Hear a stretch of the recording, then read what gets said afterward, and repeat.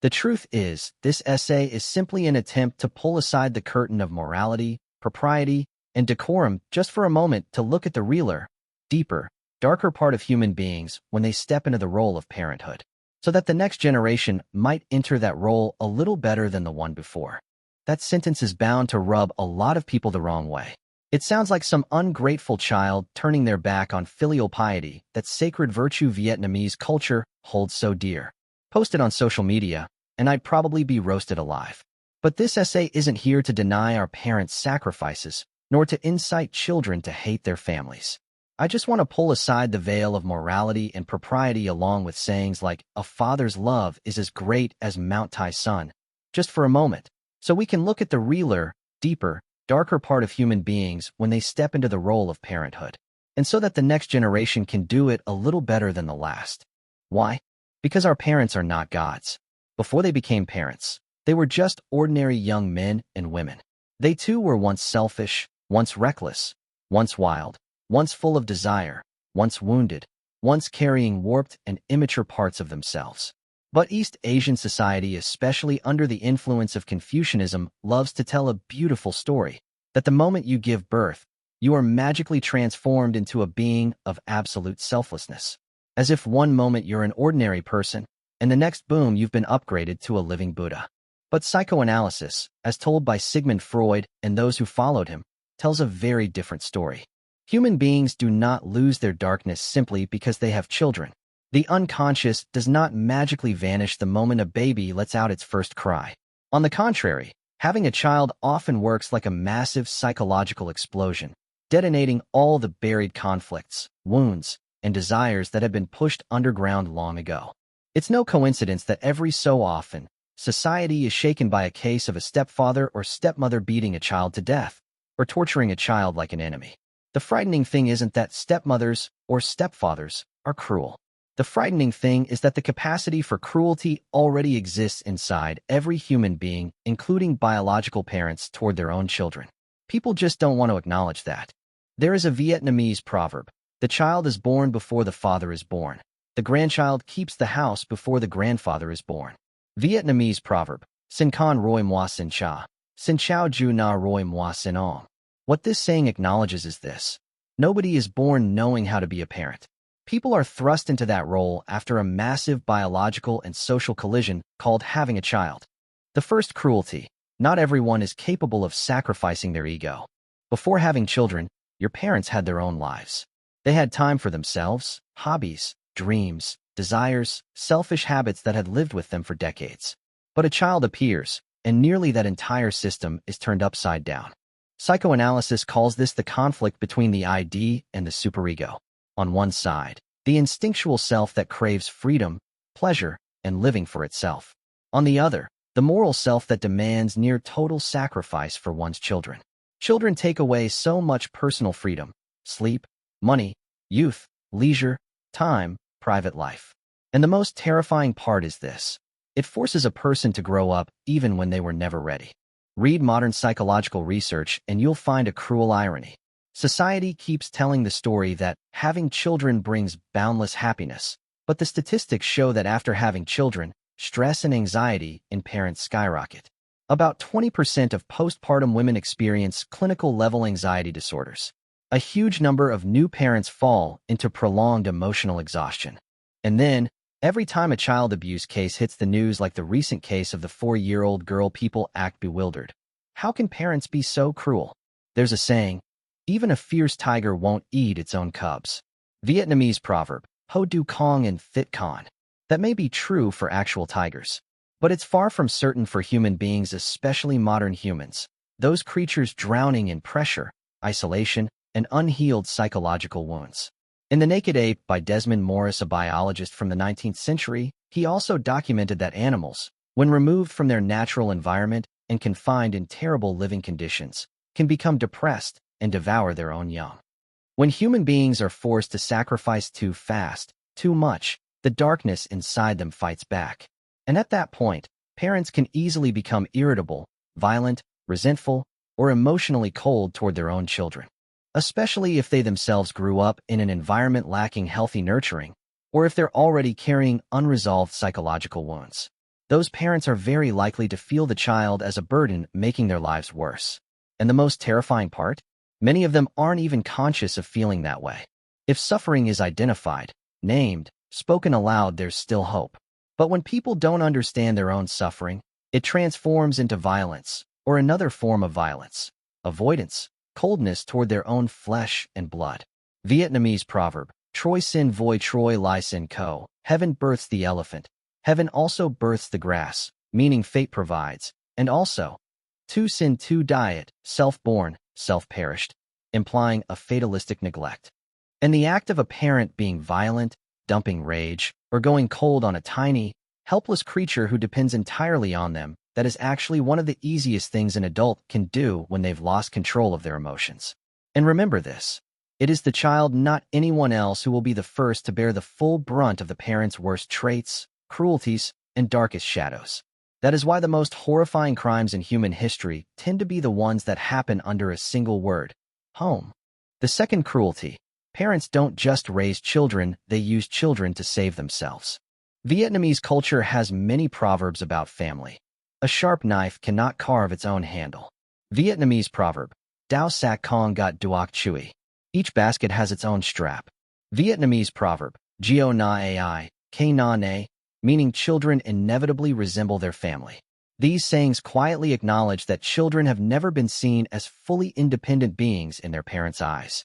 They are always pulled into the history, honor, failures, ambitions, and darkness of their family. This is the second cruelty. When responsibility is elevated into obsession, parents begin using their children to repair their own lives. Freud had a concept called narcissistic extension, the child as an extension of the parent's narcissistic ego. Put simply, parents don't just see the child as a separate human being. They see themselves inside the child.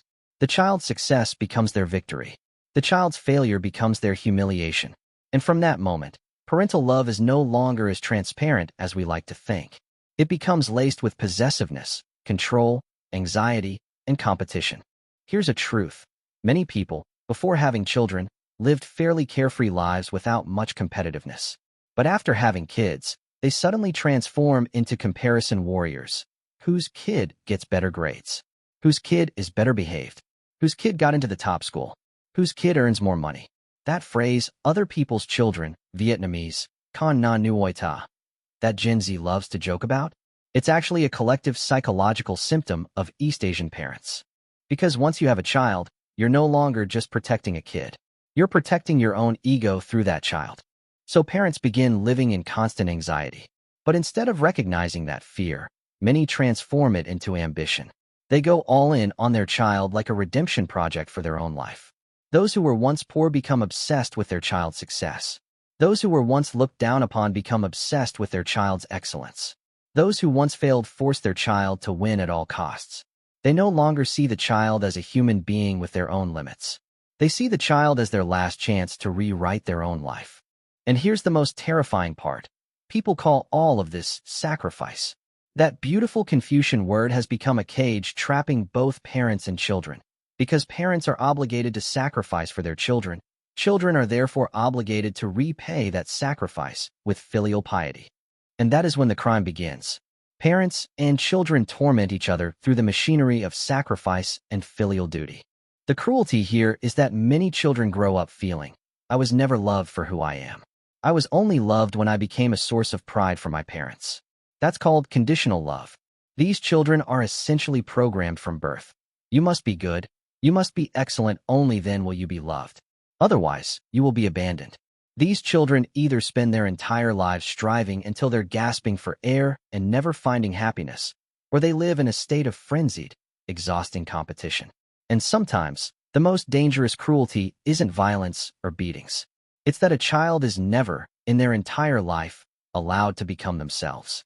In the most severe cases, when a child cannot feel genuine love, they rebel in distorted ways. Their personality easily becomes cold, ruthless, bitter, and sometimes the consequences are unimaginable. Here, I want to mention a case that shocked America. In 2010, Jennifer Pan, a young woman of Vietnamese descent, hired hitmen to murder her own parents in Markham, Ontario. The cause was determined to be Pan's suffocation under extreme parental control, which led her to plot her parents' murder as a way to free herself and seize their assets. Jennifer Pan was the consequence of the Asian parent archetype, on American soil parents who only knew how to demand their child live according to their own desires. And when that harshness collided with the undercurrent of rebellious freedom in American culture, the child committed one of the most horrifying mistakes in human history. The third cruelty. Parents pass on to their children wounds they themselves have never healed. There is something deeply painful that people usually only realize in adulthood. So much of the pain in your childhood didn't start with you. It existed before you were even born. There is a deeply haunting Vietnamese proverb: when the father's generation eats salt, the child's generation thirsts for water. Vietnamese proverb: Doi Chan Man, Doi Con Cot Nuoc. In the old days, people understood this in terms of moral karma. But through the lens of modern psychology and psychoanalysis, it carries a far more terrifying meaning. The unresolved psychological wounds of parents will continue to live inside their children. This is what psychology today calls intergenerational trauma. According to Sigmund Freud, human beings don't truly forget the pain of childhood. They only repress it into the unconscious. But the unconscious doesn't die. It returns in other forms, especially in the way people raise their children. In other words, many parents don't raise their children with who they are now, but with the wounded child still trapped inside them. A father who grew up with beatings easily believes that to love is to discipline with the rod. Vietnamese proverb: Thuong Cho Roi Cho Vot. Love them with the rod and the whip. A mother who experienced emotional coldness may grow up not knowing how to hug her child, not knowing how to say words of love, always believing that this way, the child will toughen up on their own. Not because they don't love their child, but because they themselves were never loved that way. That is the most terrifying thing about intergenerational trauma. Cruelty sometimes doesn't appear as hatred, but as an inability to love in a healthy way. According to Carl Jung, every person has a shadow, an unconscious darkness containing anger, insecurity, envy, pain, and all the parts of the self they dare not acknowledge. The problem is, if parents don't confront their own shadow, they will force their children to live it out for them. The next generation lives out the previous generation's unfinished business, and the generation before that, and certain problems become the haunting obsession of an entire lineage. Vietnamese proverb: Song Truoc Du Dao, Song Sao Du Day. Where the first wave falls, the next wave falls too. There are families in Vietnam where multiple generations of men are hot-tempered, rough, violent. It's not just genetics, it is intergenerational trauma. And so the children of an entire clan keep repeating the mistakes of the generation before them. In 100 Years of Solitude, Garcia Marquez also wrote about this very thing. The Buendia family only produced two types of men: the courageous and bold but reckless and heedless, and the romantic and gentle but delusional and lost in fantasy. These two archetypes repeated across generations, along with their mistakes, as though fated by the destiny of that bloodline. And so the prophecy that old Ursula had always feared finally came true.